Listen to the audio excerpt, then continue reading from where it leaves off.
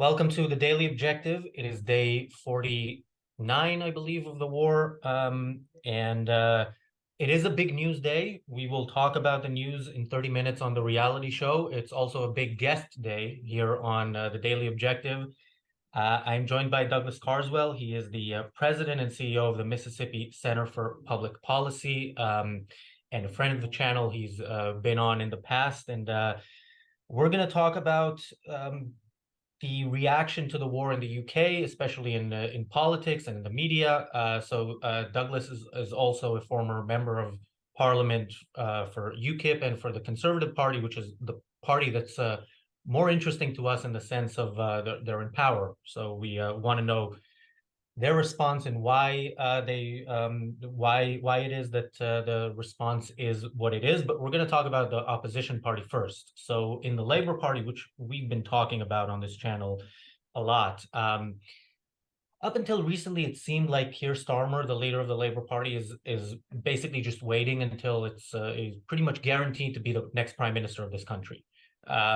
Now there is growing opposition from within his own party. And the reason for that is that he didn't immediately call for a ceasefire after Hamas was finished slaughtering Jews. And, he didn't, he called for, humanitarian pauses and so on. And within his party, obviously, Corbyn may no longer be the leader, but the Corbyn faction is still strong enough that you can hear their displeasure from the fact that Israel is not considered public enemy number one. Douglas, what can you tell us about what you know about the Labour Party? How much of this is still a problem within the party, and is Keir Starmer in trouble? The British Labour Party has a long and honourable tradition of being pro-Israel. Going way back to the sort of the 60s and the 70s, there was a huge amount of goodwill towards Israel on the British left, partly because I think the young Israeli Republic, with its tradition of kibbutz and collectivism, was seen as being a natural ally of the British left. And, what I find really disturbing is how that long and honourable tradition on the British left has almost entirely withered. And we see today the sight of a Labour leader who's riding high in the opinion polls being dictated to by a faction within his party that is not, if not explicitly pro-Islamist, is certainly willing to turn a blind eye to terrorism. And even before Israel had managed to work out how many Israelis had been killed, even before Israel had managed to bury her dead, let alone counter-attack Hamas, there were those on the British left who were reveling in a sort of festival of anti-Israeli hatred. And I think this is a real problem for the British Labour leader, Keir Starmer, because however honourable he might be, however sensible, and I think his instincts on this are actually very good, he is nonetheless confronted by a sort of fanatical faction within the Labour Party who want to see him completely side with Hamas. It's quite extraordinary. Part of it is, I think, the Islamist nature of some opinion within British society now. We've skated over this ever since the Salman Rushdie affair. That was an affair back in the 1980s when the author Salman Rushdie published a book that some religious fanatics deemed to be blasphemous. In a free society like the United Kingdom, we don't have a blasphemy law. You can publish what you want. You have a right to be an objectionable idiot. Rather than just dismiss him as an objectionable idiot, people tried to actually make threats, and he's been pretty much in hiding. The British left has sort of abandoned its traditional commitment towards Israel, towards free speech, and is now beholden to a faction within it that there's no getting around it. They are sympathetic to the teachings of Sayyid Qutb and the Muslim Brotherhood and political Islamism.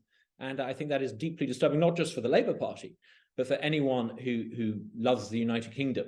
It is deeply worrying that a major political party is being influenced by political Islamism. I saw a few years ago the beginning of a documentary. I switched off quickly, but it was about the revolution in Iran, where when the Ayatollahs took over, and a woman was interviewed, and she was a communist, and she said, we fought alongside the Islamists because we thought the Shah was so bad, and we were shocked to see that the alternative was actually worse. So I don't know. I hope we won't get to that point when the British left learns of the error of its ways on this one point, although they err on many other points. I think just to stay on this for a moment, Jeremy Corbyn specifically is something that I think is unique to British politics. I think our audience, which is mostly in the U.S., they'll probably compare him to Bernie Sanders and so on, but there is nothing comparable. Like Jeremy Corbyn almost became prime minister.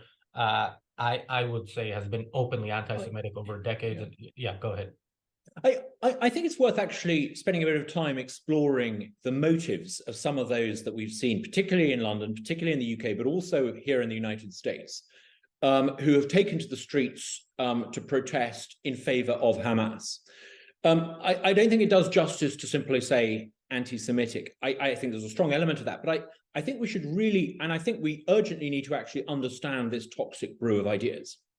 Part of the problem is clearly political Islamism on the streets of London. And you see this, some of the more extreme imams in British mosques, some of those behind the protests in London and indeed the United States are clearly adherents of political Islamism. That is to say, they're influenced by the teachings of Sayyid Qutb and the Muslim Brotherhood.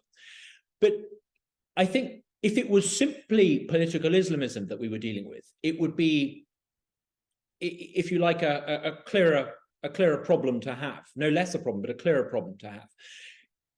You have, in addition, what you might call sympathizers to Hamas, who are sympathetic, I think, based on ethnicity. They are either recent Arab settlers in the West, and they feel an affinity, an ethnic affinity. You might almost say a tribal affinity. That is certainly an issue. But I can't help noticing lots of people in America and Britain at these rallies who are not, by any stretch of the imagination, political Islamists, who are not ethnically Arab or indeed, often they're not migrant settlers themselves.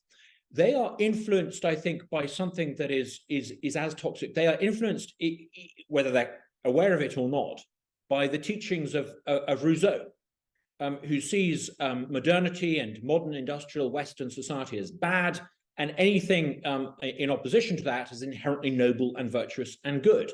And they project onto the Israel-Arab conflict in the Middle East these notions ultimately derived from Rousseau. And it creates a very, very toxic brew, because you have British leftists siding with political Islamists. I mean, it's a puzzle, isn't it? You see so-called feminists marching in support of a political organization, which, frankly, if it took control, would send them to the kitchen and cover them in a burqa. You see so-called queers for Palestine. These are people who are campaigning in favor of a political organization which would kill people like them if they got the chance. It's not enough just to point out the absurdity of this contradiction.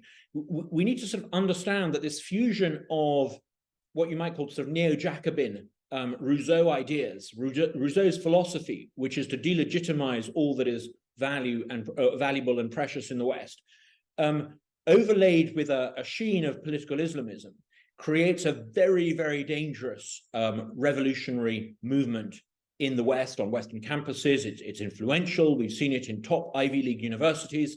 And I think if we're to stop it and defeat it, and it's imperative that we do, we need to understand it's not just political Islamism.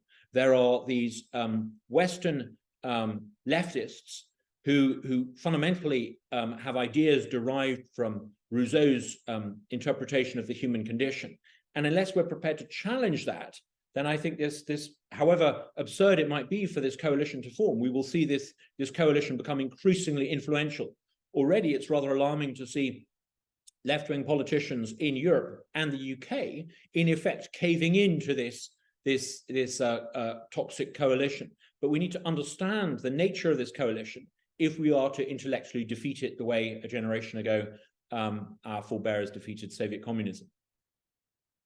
Yeah, I was in New York last week. I was in a cafe, and in the table next to me, there were two people sitting, and the woman was saying, uh, I haven't seen any evidence of rape in in what Hamas did, except for one eyewitness statement. And she goes on, and I'm sitting there, my blood boiling, trying not to do anything that would get me kicked out of the place. And at some point she says, yeah, I know there's the whole believe her thing, and she's trying to kind of fit these two things together, because on the one hand, if you're a modern third wave feminist, you have to believe a woman who accuses a man at the moment she accuses. On the other hand, in this case, not so much, because Israel, it didn't happen in a vacuum, as the UN Secretary General said. To what extent do you think this kind of thinking is also influencing the media in the UK, where I think we see a very clear anti-Israel bias? I think you do. I mean, I've been really quite shocked at some of the comments from some UK TV broadcasters.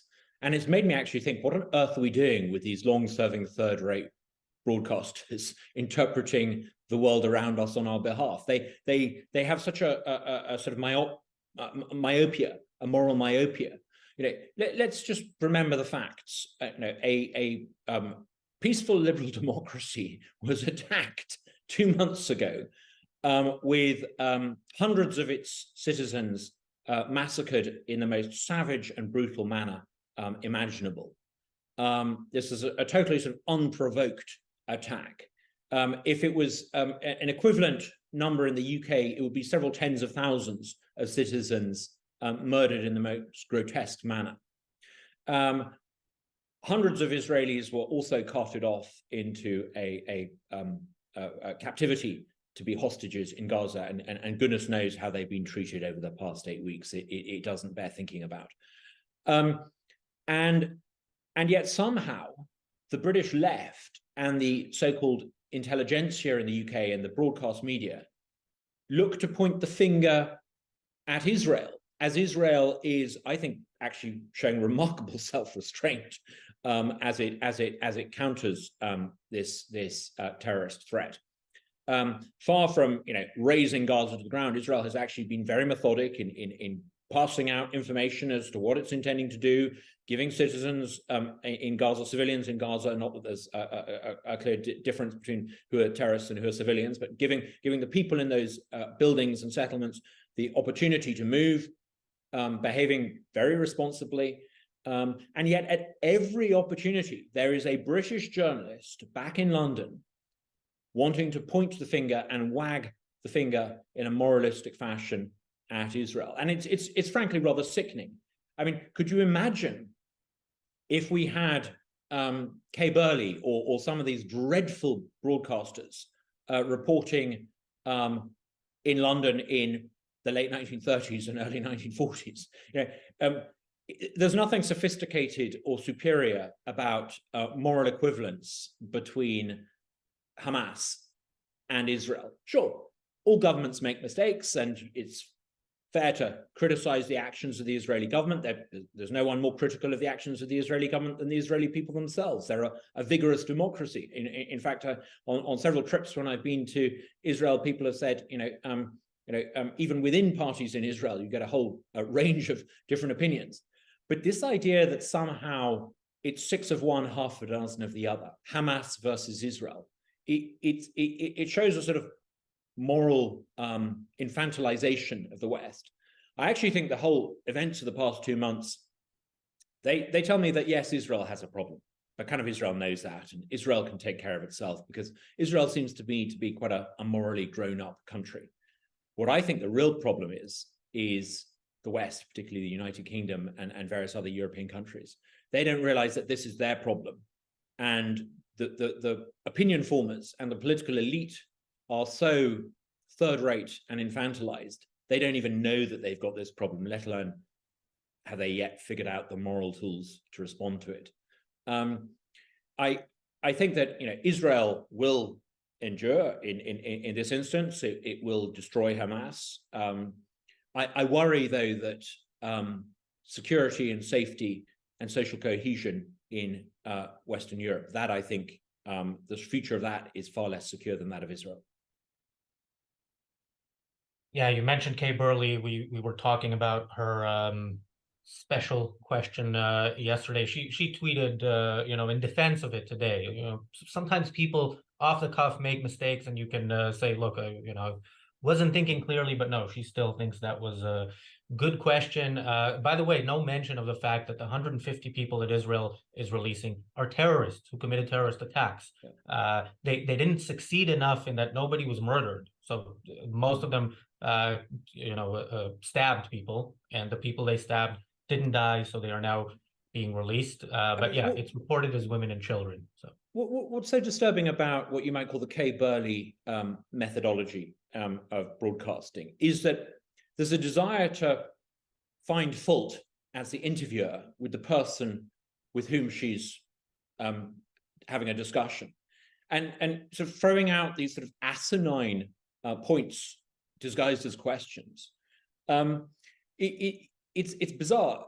I haven't ever watched a single interview by Kay Burley where she's informed or enlightened the interviewer as to something they didn't know, or given the person that she's interviewing an opportunity to actually elaborate and explain their position. It's simply a case of, it's a sort of television version of Twitter. It's the assertion of fatuous points. I think what's really interesting, though, in broadcasting is how, you've got a whole bunch of ancient broadcasters in the mainstream television universe in the UK. John Simpson's another one that comes to mind.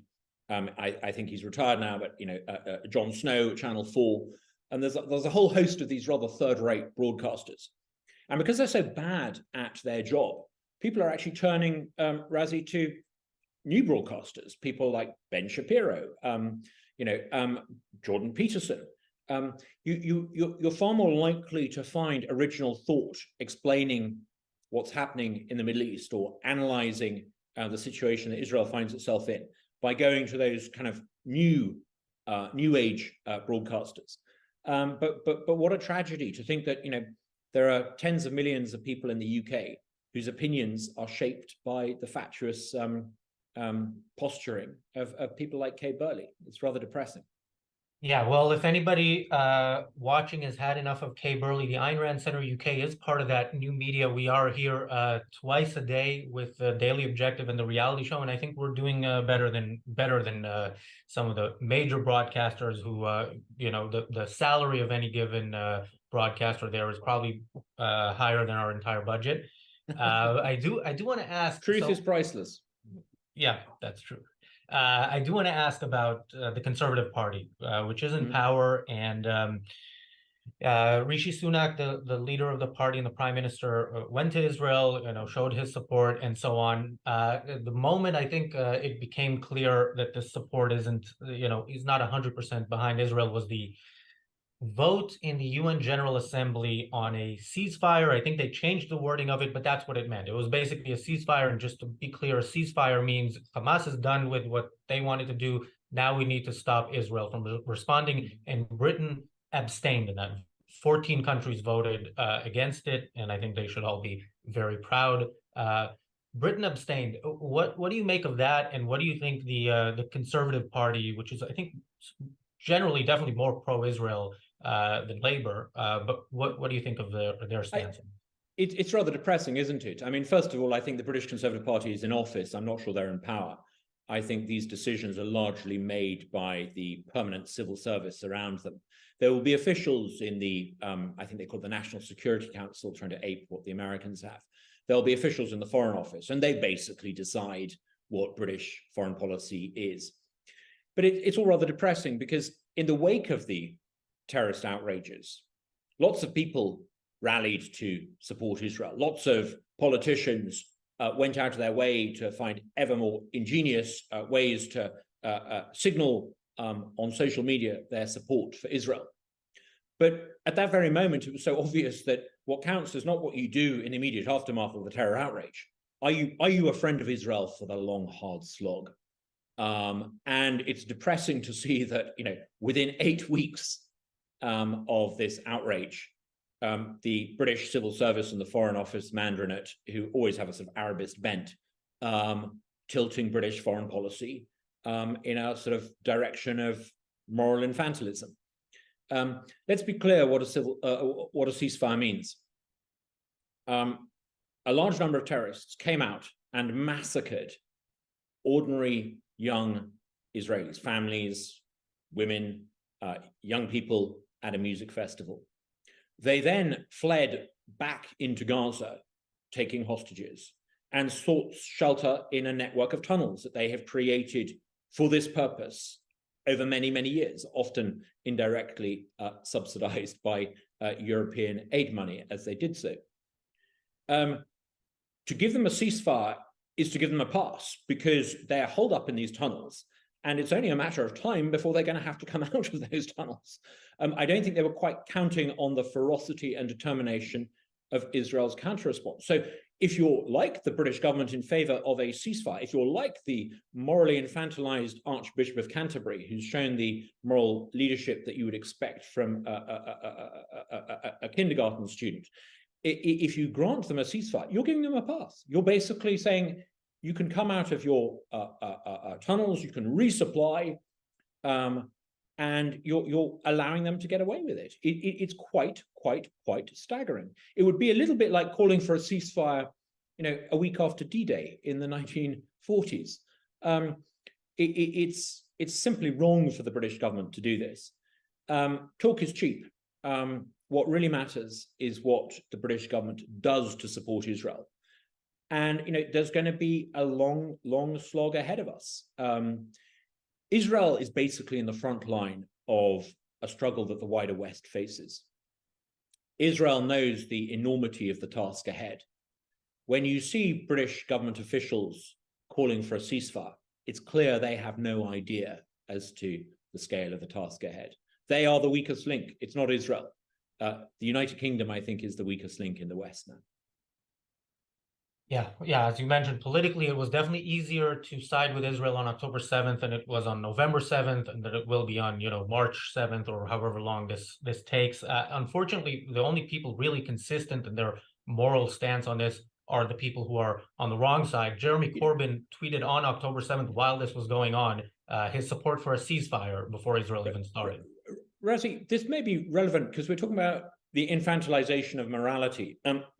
The very first memory I have as a human being was of the events that happened on July the 4th, 1976.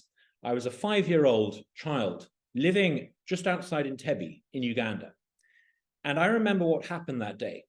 The good guys, these magical people called the Israelis, came from nowhere, and they rescued hostages that had been taken by the bad guys, by the terrorists, by Idi Amin. And I remember as a young child seeing ordinary Ugandans around me gleefully celebrating this. It was seen as the triumph of good against bad. Now, it didn't quite work out that way for the Ugandans. They discovered that actually they had to live under the regime that had colluded with the terrorists for several more years. But it was clear to my 5-year-old mind that basically the Israelis are on the side of good and the terrorists are on the side of bad. And if a 5-year-old can understand that, it beggars belief that we have Western governments today equivocating. I think actually a lot of the equivocating is born out of fear. A lot of them are fearful of the large number of pro-Islamist settlers that have come into the West. A lot of them are fearful of the consequences of standing up. Some of them are dependent upon Gulf money. Some of them are dependent upon the benevolence of Saudi dictators. But a small child ought to be able to understand that Israel is the good side in this and the terrorists are the bad side. I have a pretty strong prejudice in favor of Israel. From a very early age, I understood that they are a force for good in this world.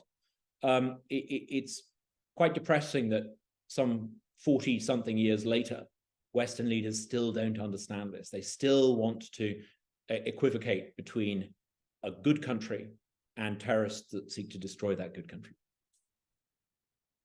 So we're almost running out of time. I will ask one more question that Morgan asks in the chat. By the way, thank you, Bonnie, for the super chat. So Morgan asks, what does Douglas think about the firing of Suella Braverman? I'm not a member of the British Conservative Party, although I am a conservative. I'm sad that she was fired, but her analysis was absolutely spot on, and what she said was absolutely correct.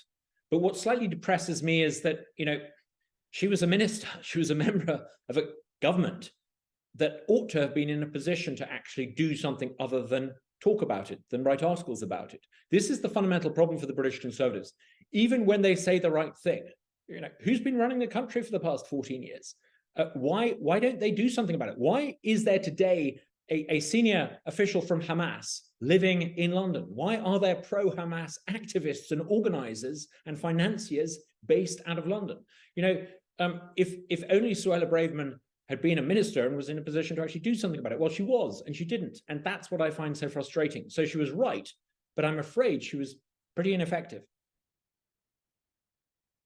Well, we started by talking about Keir Starmer and whether his party might, whether he's in trouble within his party. I mean, last time we covered British politics heavily here on the channel was when the Conservatives got rid of their leader, who I think, they got rid of her for all the wrong reasons. So yeah, there are interesting things going on in British politics, interesting for all the wrong reasons. But hopefully we can discuss them in more detail in the future. Thank you very much, Douglas, Thank you, for Razi. joining me. And you can follow Douglas on Twitter. There is going to be a link in the chat, and of course, follow the Mississippi Center for Public Policy. There will be a link in the chat for that as well. I would just say one really uplifting thing. I've been so struck by the support of ordinary Americans, particularly in the southern United States, for Israel. It just comes instinctively. In this part of Mississippi, you barely find anyone who's anything other than 100% behind Israel. And I hope Israelis don't forget that. Most decent Americans are 100% with you. Yeah. America is, in many ways, the only ally that Israel really has, which, is both a good and a bad thing, because if you're going to have one ally, that's the ally you want. Thanks, Douglas. We'll see you here soon, and we will be back with the reality show starts in 2 minutes, and tomorrow on the Daily Objective, I will be joined by David Deutsch. So thank you, everybody. Thank you, Douglas. Thank you, everybody, for watching, and we'll see you in a minute. Thank you, Razi. Thanks. Bye. Recording stopped.